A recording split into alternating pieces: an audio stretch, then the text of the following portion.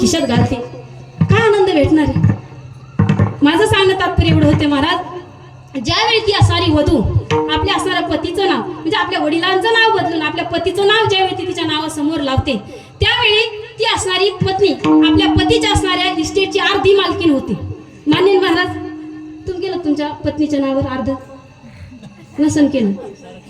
अरे बापरे, चला तुम्ही केलंही नाही केलं तरी अर्धी इस्टेट तिच्या नावावर झाल्याशिवाय राहणारच नाही, कारण हा कायदा आहे महाराज.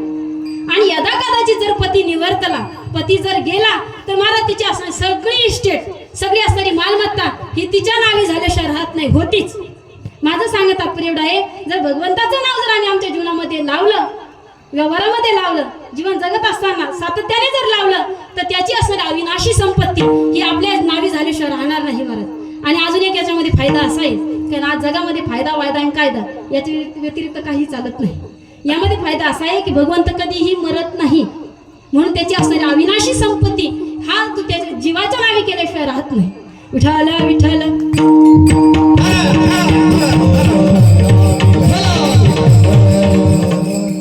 महाराज, एक एज्युकेटेड बाई आपल्या मुलाचं नाव दाखल करण्याकरता शाळेमध्ये जाते. आता शाळेत गेल्यानंतर ती असणारी त्या गुरुजींना तो दाखला वगैरे टीसी वगैरे देते आणि दिल्यानंतर ते गुरुजीचं नाव विचारतात. ती मुलाचं नाव सांगते. सांगितल्यानंतर गुरुजी बोलू लागतात की ताई याच्या वडिलांचं नाव सांगा, म्हणजे पूर्ण नाव सांगा. ती बाई म्हणते, का हो वडिलांचं नाव काय? माझं नाव लाव, कारण शिकलेली होती ना महाराज. ती असं म्हणल्यानंतर गुरुजी बोलू लागले, ताई तसं करता येणार नाही, त्याच्या वडिलांचं नाव सांगा. म्हणजे का हो, 9 महिने मी याला पोटात वागवलं, याचं खाणं पिणं याचं सांभाळ सगळं काही मी करते, आणि मग याचं नाव असं माझं नाव का नाही लावायचं, त्याच्या वडिलाचंच नाव का लावायचं? तेच गुरुजी बोलू लागले, अहो ताई तुमचं खरोखर पूर्ण बरोबर आहे, कारण मग बायांसोबत कुठे डोकं लावावं, आहे ना महाराज, बरोबर आहे ना? अहो ताई तुमचं जरी सर्व काही बरोबर जरी असलं, माझे विनोद जरा लेट करतात.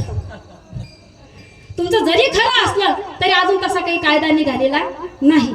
त्यामुळे तुम्ही तुमच्या पतीचंच नाव म्हणजे याच्या वडिलाचं नाव मला सांगा.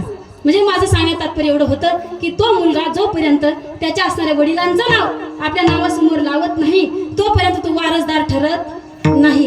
तद्वत भगवंताचं नाव जर आम्ही आमच्या जीवनामध्ये लावलं नाही, तर आम्ही भगवंताचे वारसदार, आम्ही भगवंताचे असणारे पुत्र ठरणार नाही. याकरता जर भगवंताचं जर आपल्याला पुत्र व्हायचं असेल, भगवंताला जर आपल्याला जवळ करायचं असेल, तर भगवंताचं असणारं नामचिंतन हे आपल्या जीवनामध्ये आपण उतरवलंच पाहिजे. विठ्ठल विठ्ठल.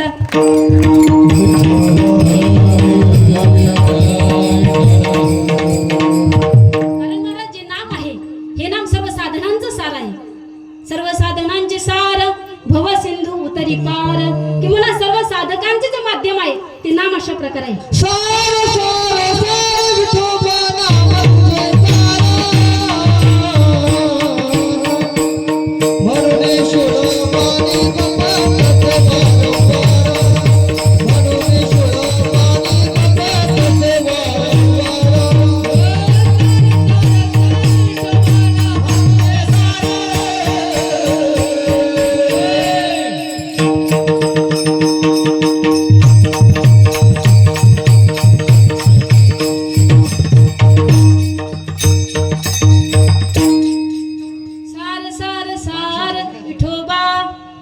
तुझे सार म्हणून शिरोपाणी जपत आहे वारंवार.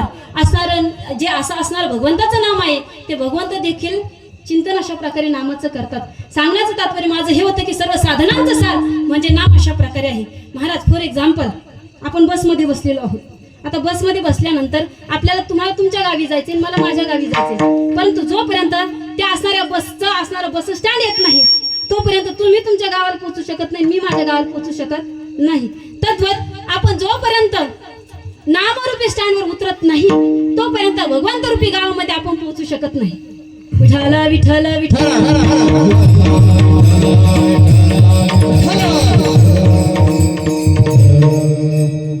मी तुम्हाला 3 मुद्दे सांगते, लक्षपूर्वक ऐका. पहिला मुद्दा असा की काही गोष्टी जीवनामध्ये कधीच करू नये. दुसरा मुद्दा असा, काही गोष्टी जीवनामध्ये कधी कधी कराव्यात. आणि तिसरा मुद्दा असा की जीवनामध्ये काही गोष्टी अशा आहेत की ज्या सातत्याने अखंड पद्धतीने जीवनामध्ये केल्याच पाहिजे. पहिला मुद्दा माझा असा होता की काही गोष्टी जीवनामध्ये माणसाने कधीच करू नये. व्यसन, जुगार वगैरे, पुडी वगैरे खाणं हे जे व्यसन आहे ते माणसाने कधी जीवनामध्ये करू नये. खोटं माणसाने कधी बोलू नये. महाराज, महाभारतामध्ये धर्मराज युधिष्ठिर हे फक्त एकदाच खोटं बोलले होते. ते भगवंताने सांगितलं म्हणून. वदविले मुखी नारायणे धर्मा अंगुष्ठा त्या कर्मासाठी गेला. भगवंताने सांगितलं म्हणून धर्मराज युधिष्ठिर एकदा खोटं बोलले, परंतु खोटं एकदा बोलले त्यामुळे स्वर्गामध्ये जात असताना त्यांच्या पायाचे एक अंगठा गळून पडला. महाराज एकदा खोटं बोलले म्हणून. महाराज, कधी कधी प्रश्न पडतो, आम्ही जीवन जगत असताना किती वेळा खोटं बोलतो? वर्षाचा विचार करा बरं. गणित वर्षाचं जाऊ दे, सप्ताह संपन तरी लागायचा नाही हिशोब. एका दिवसाचा विचार करा बरं, एका तासामध्ये आम्ही किती वेळा खोटं बोलतो? महाराज, याची टोपी त्याच्या डोक्यात आणि त्याची टोपी त्याच्या डोक्यात, म्हणजे आम्ही एका तासामध्ये एवढं खोटं बोलतो, म्हणजे आमची काय अवस्था होणार? महाराज, जीवनामध्ये पाप होईल किंवा आपल्या जीवनाचा ऱ्हास होईल अशा गोष्टी जीवनामध्ये कधीच करू नये. माझा दुसरा मुद्दा असा होता की काही गोष्टी जीवनामध्ये कधी कधी कराव्यात. तीर्थयात्रा, जर भगवंताची वारी असेल तर पंढरपूरला जावं, जर संतांची वारी असेल तर आळंदीला जावं, षष्टीला पैठणला जावं. ह्या कधी कधी करणाऱ्या गोष्टी आहे. किंवा महाराज, सप्ताह वर्षातून किती वेळा होतो? एकदा होतं. त्यामध्ये अन्नदानही किती वेळा करावं लागेल आपल्याला? एकदा करायला लागलं. म्हणजे वर्षातून काही गोष्टी कधी कधी केल्या पाहिजे. अन्नदान केलं पाहिजे, तीर्थयात्रेला गेलं पाहिजे. तीर्थव्रत नेम धरी रे करुणा शांती दया पाहुणा हरी करी नामरांचे उद्गार आहेत. म्हणजे अशा गोष्टी जीवनामध्ये माणसाने कधी कधी तरी केल्या पाहिजे. माझा तिसरा मुद्दा असा होता की काही गोष्टी जीवनामध्ये सातत्याने अखंड पद्धतीने केल्या पाहिजे. व्यवहार बघा, माझ्याकडे लक्ष असू द्या.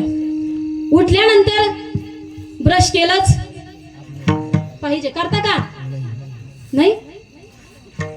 ब्रश केलंच पाहिजे. आंघोळ केली, देवपूजा केली, आई वडिलांचं दर्शन घेतलं, ज्ञानेश्वरी जी आहे ती वाचली.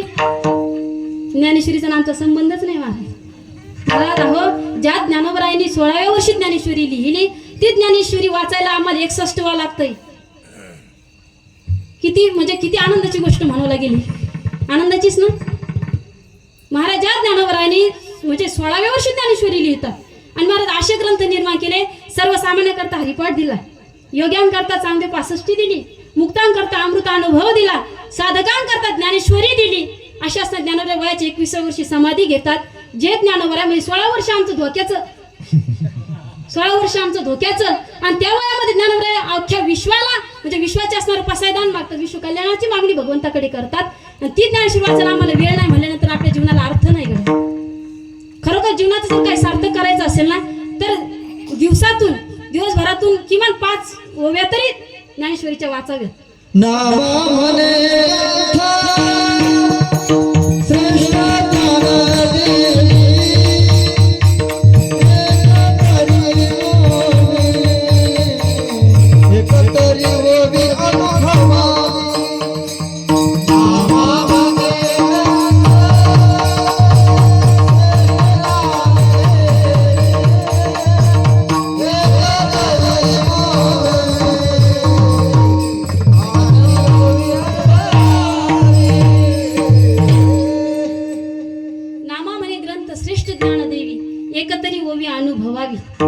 नामदेवराय म्हणतात महाराज, बरं ठीक आहे, काही शिक्षित असाल, काही अशिक्षित असाल, कोणाला वाचता येत नसेल तर वाचता येत नाही. सर्व सोपं साधन जे तुकोबराय सांगतात ते कोणतं? अभंगाचं प्रथम चरण.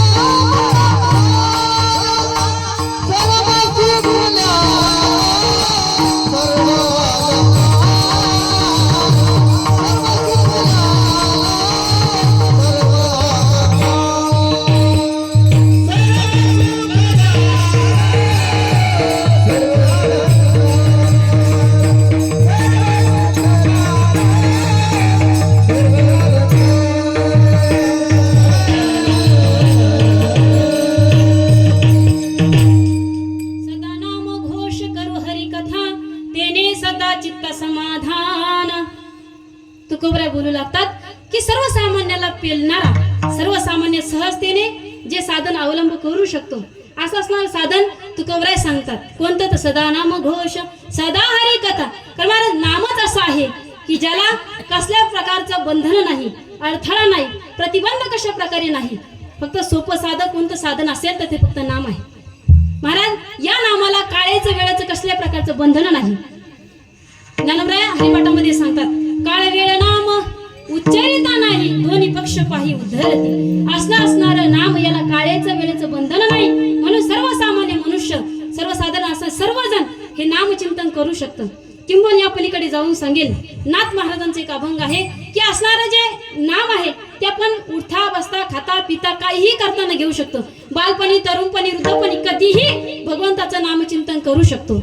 हरी बोला देता, हरी बोला घेता, हसता खेळता हरी बोला, हरी बोला गाता, हरी बोला खाता, सर्व कार्य करिता हरी बोला, हरी बोला गाता, हरी बोला खाता, सर्व कार्य करिता हरी बोला, हरी बोला एकांती, हरी बोला लोकांती, देहता ज्ञांती हरी बोला.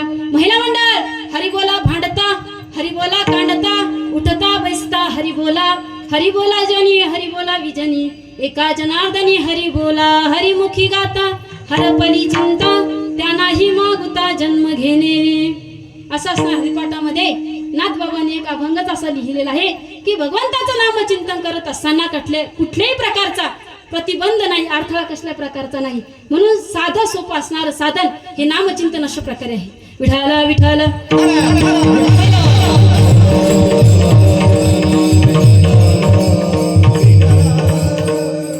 या पलीकडे जाऊन सांगेल महाराज जगामध्ये काही मंगल असेल तर ते फक्त नाम आहे. किंवा मंगलात मंगल काय असेल तर ते फक्त भगवंताचं नाम अशा प्रकारे आहे. सकळ मंगळ निधी श्री विठ्ठलाचे नावारी एक श्लोकही आलेला आहे. मंगलम भगवान विष्णू, मंगलम गरुड ध्वजा, मंगलम पुंडरीकाक्षो, मंगलायतनो हरिः.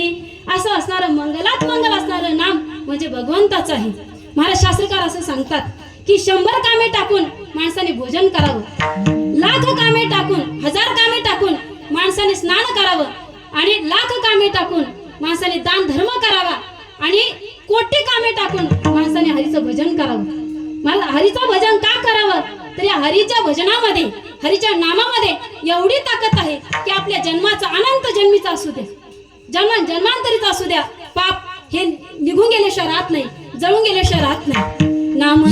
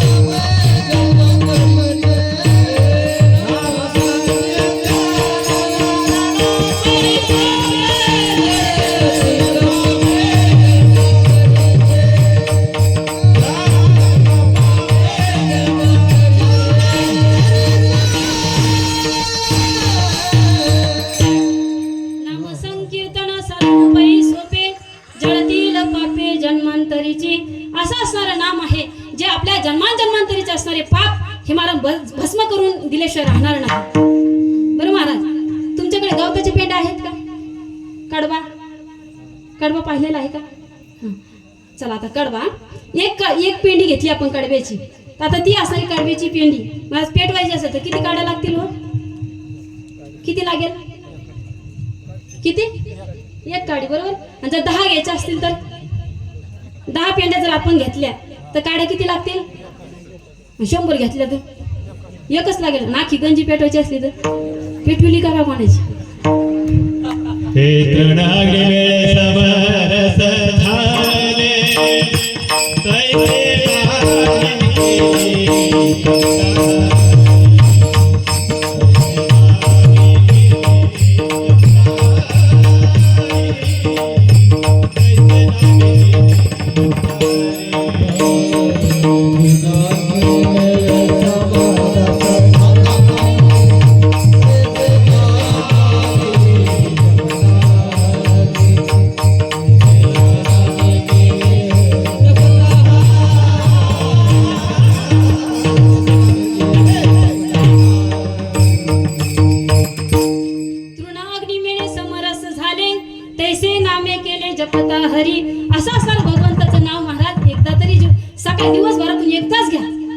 एकदा जरी घेतलं तर महाराज सवय लागून जाईल आणि जीवनामध्ये जर घेत राहिलं तर आपलं जन्मांतरीच असणारे पाप हे जळून गेल्याशिवाय, जळून भस्म झाल्याशिवाय राहणार नाही. आणि हेच नाम तुकोबरायांनी त्यांच्या जीवनामध्ये घेतलं आणि जीवनामध्ये घेतल्यानंतर फळ काय प्राप्त झालं तर तेने सदा चित्ता समाधान हे असणारं फळ त्यांच्या जीवनामध्ये प्राप्त झालं. तुकोबराय ते समाधान शब्द वापरतात महाराज. जाता जाता विषय आलाय म्हणून सांगून टाकते महाराज. देगलूरकर बाबांचं असं एक वाक्य आहे की सुख, समाधान आणि आनंद हे 3 शब्द असे आहेत की याला परमार्थच लागतो, याला संसार चालतच नाही महाराज. कारण या 3ही शब्दामध्ये एवढी ताकद आहे की याला पेलवायला परमार्थच लागतो, संसार चालत नाही. जर वाघिणीचं दूध जर याला कदाचित कोणी काढायला गेलंच, वाघिणीचं दूध, तर माझं वाघिणीचं दूध काढण्याकरता सोन्याचंच पात्र लागतं. जर इतरत्र स्टील, ॲल्युमिनियम वगैरे जर कोणी भांडं घेऊन गेलंच तर मला त्या दुधामध्ये एवढं सामर्थ्य असतं की त्या इतरत्र दुसऱ्या भांड्याला ते छिद्र पाडून निघून जातं. तद्वत सुख, समाधान आणि आनंद हे 3ही शब्द एवढे जबरदस्त अशा प्रकारे आहे. या 3ही शब्दामध्ये एवढी ताकद आहे महाराज की जर आम्ही संसारामध्ये वापरत असेल ना, तुम्हाला सर्वांना अनुभव असेल महाराज. जीवनामध्ये आम्ही सुख, समाधान, आनंद शब्द वापरत असतो तर कधी निघून जातात, कळतही नाही माणसाला महाराज. आणि जर कोणी संसारामध्ये सुख, समाधान आणि आनंद हे 3 शब्द जर वापरत असाल तर एकतर तो या 3ही शब्दाचा अपमान अशा प्रकारे असावा किंवा या अपमानित संसाराला उंचावर नेऊन बसवण्याचा प्रयत्न तरी समजावा. विठाला विठाला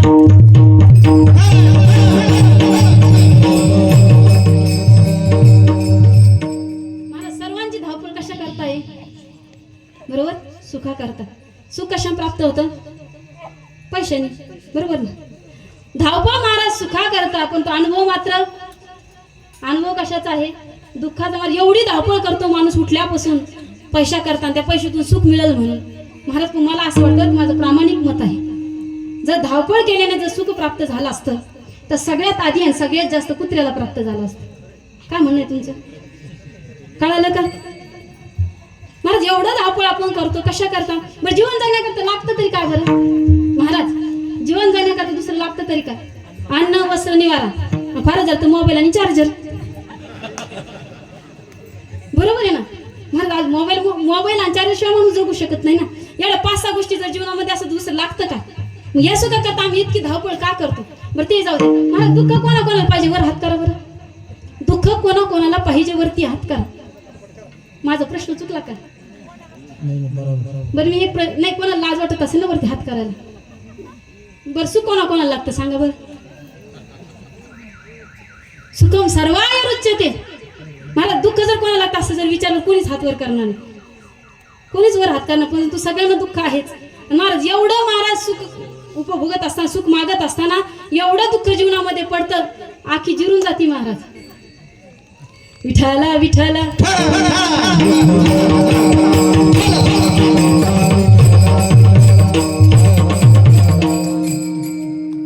महाराज 2 जोडपी एका गावामध्ये शेजारी राहत होते. आता राहत असताना एकाच्या घरामध्ये रोज भांडणाचा आवाज यायचा, एकाच्या घरामध्ये रोज भांडणाचा आवाज यायचा आणि एकाच्या घरामध्ये रोज हसण्याचा आवाज यायचा. लक्ष असू द्या, गाडी वाजती, दुसरं काही नाही. माझ्याकडे लक्ष असू द्या, गाडी, दुसरं काही नाही. एकाच्या घरामध्ये रोज हसण्याचा आवाज यायचा आणि एकाच्या घरामध्ये रोज भांडणाचा आवाज यायचा. आता भांडणाला का धरलेलं एक दिवशी त्याच्याकडे गेलं आणि काय राव म्हणे, काय आमच्या घरामध्ये रोजच भांडण म्हणे, रोज हसता तुम्ही, काय उपाय सांग ना. नाही म्हणे, तुमचं आमचं सारखंच आहे. का खोटं बोलतो राव, खरं सांग ना म्हणे, रोज हसता म्हणे, काय उपाय तू सांग ना म्हणे मला. अरे नाही म्हणे, तुमचं आमचं सारखंच आहे, फरक फक्त एवढा आहे, आमचे भांडणं लागले की ती लाटणं फेकून मारती, लागलं का ती हसते, हुकलं का मी हसतो. विठाला विठाला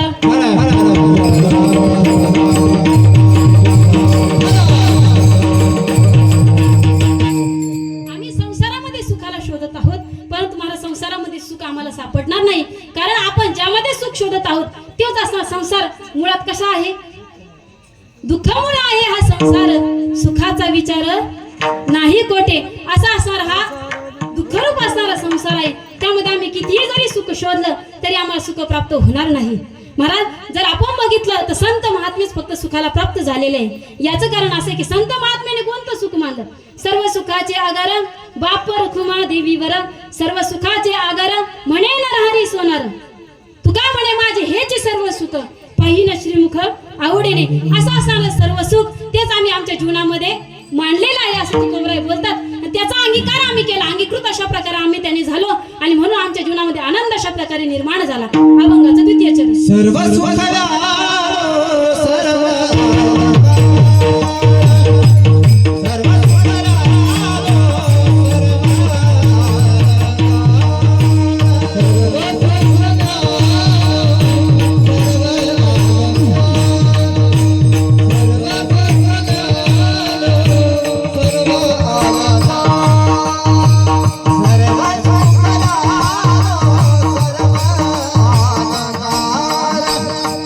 सर्व